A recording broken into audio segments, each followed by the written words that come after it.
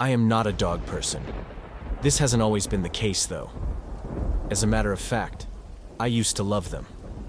I grew up telling everyone that I would be a veterinarian one day.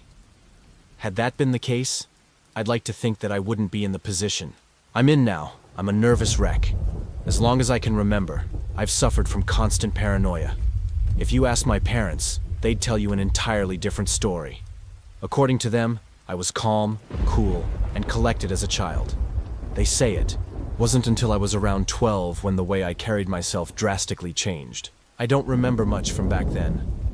However, there was a particular scene from my childhood that I'll never be able to push out of my mind. Something, or rather someone, that has shadowed me for the rest of my life.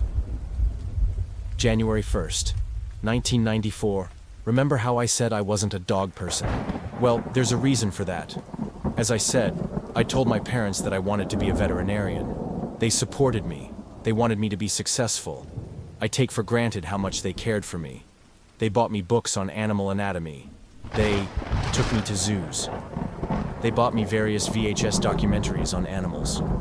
They tried their best to raise me into the adult that I wanted to be. The adult that they could be proud of. My birthday was in November. I was turning 12. My previous attempts at asking my parents for a pet had always ended in an uneventful manner. They would say I wasn't old enough, that I wasn't prepared for the responsibility of looking after a living, breathing animal. I was set to prove them wrong. This year I was fucking 12. I'd been reading up on all of those animal books, and this year I knew I was ready. Once again, I told my parents that I wanted an animal. Their reaction was different this time. My father gave me a single maybe. And with that, I knew what I'd be getting for my birthday. It was no surprise when I woke up on the day to a small puppy licking my face. I was thrilled. There my parents were, standing at my bedroom door, smiling warmly. They wished me a happy birthday and gave me a speech about how I needed to treat the dog the way I would any other living being. They provided me with dog food, bowls, and a leash. In that moment, I was the happiest I'd ever been in my life. That dog was my best friend. The time I spent with the dog was great. I was an only child, homeschooled. I was never really able to have much interaction with people my age, not that I'd have a problem with doing so. My dog, who I'd named Theo, had steadily grown a bond with me over the course of a month. We bonded the way any other kid would with his dog. We went on walks, we played together. I bathed him, fed him, and overall tried to raise him the best I could, as my parents had done for me. Needless to say, they were impressed. Their opinion of me soon changed. It was January 1st, the beginning of a new year, and a new beginning for me. I woke up at around 10:30 a.m., a late start for me. I had never actually made it to midnight on New Year's before.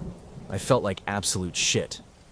I was greeted in the kitchen by my mother, who had provided a delicious breakfast.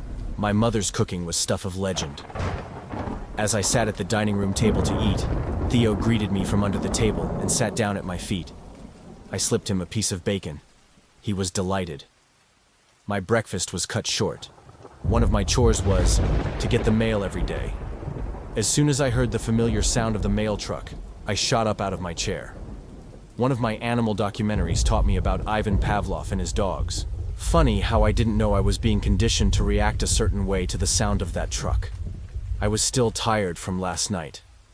I fumbled toward the front door, not paying much attention. As soon as I opened it, Theo took off as fast as he could. I couldn't process what had just happened. He had never done that before. I collected my thoughts and decided to go after him. I grabbed my jacket from the coat rack and ran outside. As soon as I stepped foot on my porch, I froze. Theo hadn't gotten far. He hadn't even left the front yard. The yard's exit was blocked by a man. This was the first time I saw him. The man looked straight at me. He didn't blink. I didn't know what to do or how to feel. At first, I was grateful. He was the only thing standing between Theo and the rest of the world. He said nothing. Theo was looking up at him. He wagged his tail. He panted. It was as if the man didn't notice the dog was there. He just kept staring. I wanted to say something. I wanted to thank him. The way he was looking at me was as if he was expecting me to say something. but I couldn't bring myself to. Without averting his gaze, he kneeled down and picked up Theo by the scruff of his neck. Theo whined. I wanted to tell him to put down my dog, but again, I couldn't. I simply couldn't think of appropriate words. My mind was all in a jumble. I couldn't move and I couldn't think straight. All I could do was watch. The man reached into his pocket, pulled out a knife, and cut the dog's throat in one quick motion. Blood spilled onto the snow-covered ground. He held the dog in the air for a few seconds, letting Theo's blood form a puddle underneath him. He then simply let go. Theo fell with a light crunch onto the reddened snow. Again, the man's gaze did not leave mine. He dropped the knife to the ground and merely walked away. It wasn't until he was completely out of sight that I could move. Again. I made my way over to Theo's garbling corpse and stood over him. I wanted to cry, but couldn't shed a single tear. My mother emerged from the house, surely wondering why getting the mail was taking so long. I don't blame her for screaming. She saw me standing over the mangled corpse of Theo, knife on the ground. It didn't take a genius to put two and two together. The scene described itself. In the following months, my parents had forced me into seeing a psychiatrist. When asked why I killed Theo, I tried to tell him that it wasn't me. I tried my best to tell him about the man. I could tell he wasn't buying it. "All right," said the therapist with a smug tone. "Tell me what this man looked like." That's when I realized I couldn't describe him. It's not that I didn't remember his face, it's just he was so generic that I wouldn't be able to describe him without describing millions of other people in the world. His face was so forgettable.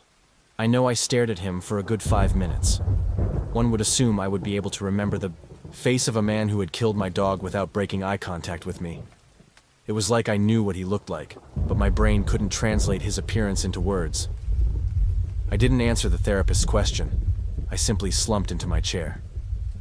Throughout my entire life, this man has popped up on multiple occasions. I may go into further detail in the future, but all I can say for now is that he definitely exists. I may seem crazy, but I know what I saw that day. I always see him. Whether he's among a crowd while watching the news or in my dreams, he's real, and he's always watching. That was Have You Seen This Man? I hope you enjoyed it. Don't forget to subscribe and leave a thumbs up. Tell us in the comments what story you'd like us to narrate next, or send us yours if you dare.